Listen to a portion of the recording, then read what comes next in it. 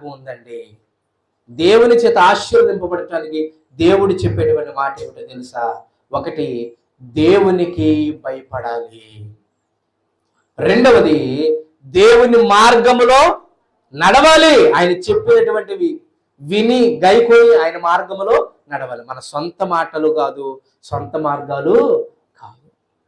మూడవది, ఆయనను ప్రేమించాలి. లోకంలో అనేకమైనటువంటి వాటిని ప్రేమిస్తాం, కానీ దేవునిని ప్రేమించేటువంటి వారంగా మనము ఉండాలి. నాలుగవది, ఆయనను సేవించేటువంటి వారముగా మనము ఉండాలి. రాజు దగ్గర ఉన్నటువంటి వాడు విసనకర్ర తీసుకొని విసురుతూ ఉంటాడు, వాడిని సేవిస్తూ ఉంటాడు. రైట్, మంచినీళ్ళు తీసుకురా, ఆహారం తీసుకురా, నా చెప్పులు తీసుకురా, గొడుగు తీసుకురా, అత్తి సరి తీసుకురా, ఏది కావాలంటే చేస్తాడు. అతని సేవకుడిగా ఉంటాడు.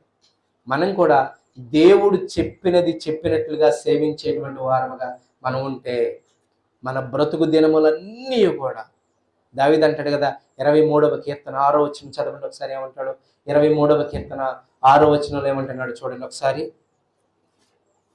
23వ కీర్తన 6వ వచనము.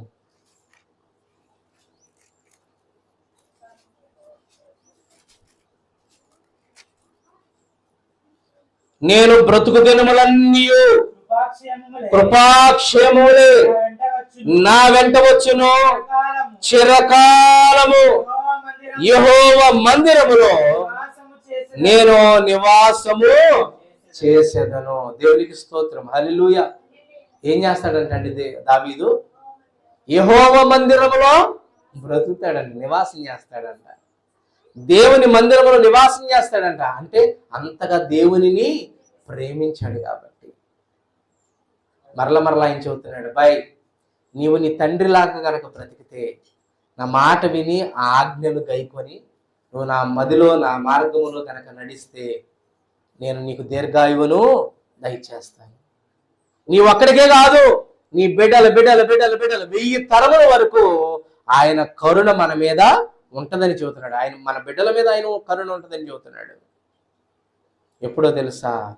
ఆయన మనలను ప్రేమించినప్పుడు, మనం ఆయనను ప్రేమించి ఆయన మార్గములో నడిచినప్పుడు, దేవుని చేత దీర్ఘాయుష్మంతులగునట్లుగా, దేవుని కృప మన కుటుంబాల మీద ఉండినట్లుగా, దేవుని సన్నిధి మన మీద ఉండినట్లుగా, దేవుని హస్తం మన మీద ఉండినట్లుగా, దేవుని ఆశీర్వాదం మన మీద ఉండినట్లుగా, మనం చేసే ప్రతి పనిని దేవుడు ఆశీర్వదించినట్లుగా, మనం ఆయనకు లోబడి ఆయన మార్గంలో నడిచినటువంటి వారం అయితే ఆయన కృప 1000 తరముల వరకు నివాసం ఉంటుంది. మనం బాగా డబ్బు సంపాదించిన వాళ్ళని ఏమని చెబుతాం? ఒరు బాబు, వాళ్ళ పిల్లలు తిన్నా